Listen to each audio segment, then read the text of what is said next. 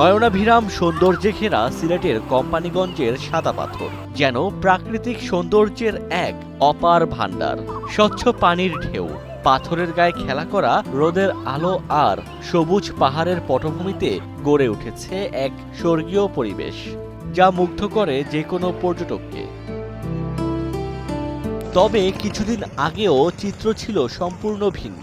অবৈধ পাথর ও বালু উত্তোলনে হারাতে বসেছিল এ এলাকার প্রাকৃতিক রূপ। কিন্তু প্রশাসনের হস্তক্ষেপে উদ্ধার হয়েছে প্রায় ২৮ লাখ ঘনফুট পাথর। পুনঃস্থাপন চলছে ১৬টি পাথর স্পটে।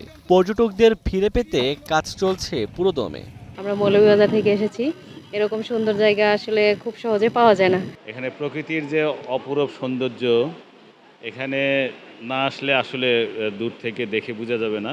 ফেসবুকে দেখে যে সাদা পাথর নাই, তারপর আসলাম যে না আসলে ভিউ অনেক সুন্দর। পাথর না থাকলে সৌন্দর্য তো কমবে। এইদিকে যেমন এই সাইডে সৌন্দর্য মোটামুটি সবই গেছে গা, জাস্ট মসজিদের ওইদিকে একটু আছে পানি। আগে তো ছিল লেভেল, এই পাথর নেওয়ার পরে আবার যাই দিচ্ছে এটা তো আগের মতো লেভেল হয় নাই। দেশি বিদেশি টুরিস্ট আগমন বাড়ছে। আমরা টুরিস্টদের নিরাপত্তায় নিয়োজিত আছি। সার্বক্ষণিকভাবে যে কোনো সমস্যা আমরা সমাধান করছি। সিলেটের পর্যটন ঘিরে সরকার নিয়েছে মাস্টার প্ল্যান। ৬টি স্পটকে ঘিরে গঠিত হয়েছে ১৩ সদস্যের সমন্বয় কমিটি। আমাদের কাজ হবে এইটা যে কত সুন্দর, এটা বোঝানোর জন্য যদি কোনো কিছু করতে হয় সেই আলোকে কাজটা করতে হবে আপনার। আর এই যে এত লোক দেখেছেন কেন জানেন? শুরুতে কিন্তু অনেকে মনে করেছেন যে স্থপতি, ভালো স্থপতি কে আছে তাদেরকে ডাকো, ডেকে বলো যে এখানে ভাই ছোট্ট করে কিছু করে দেন। আমরা কিন্তু স্থপতিরা বলতে চেয়েছি যে না, এটা আমাদের কাজ না। এখানে আসতে হবে এনভায়রনমেন্টালিস্ট, এখানে জুলজিস্ট, জিওলজিস্ট, তাই না?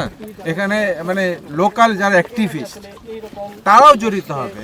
এনকারেজ করা বাইরে, ওই এলাকার বাইরে, যেমন জুটের ব্যাগ খুব অল্প দামে। আপনারা সাধারণত ট্যুরিস্ট এরিয়াতে গলাকাটা দাম চান, তো ট্যুরিস্ট সেটা আপনাদের পক্ষে যায় না, আপনাদের বিপক্ষে চলে যায়। কাজে ওই ধরনের একটা খুব অল্প পয়সায় যেন একটা সালার ব্যাগ নিয়ে আসতে পারেন, ওনারা খাবার তার মধ্যে নিয়ে আসলেন, সেইভাবে কন্ট্রোলটা করতে হবে।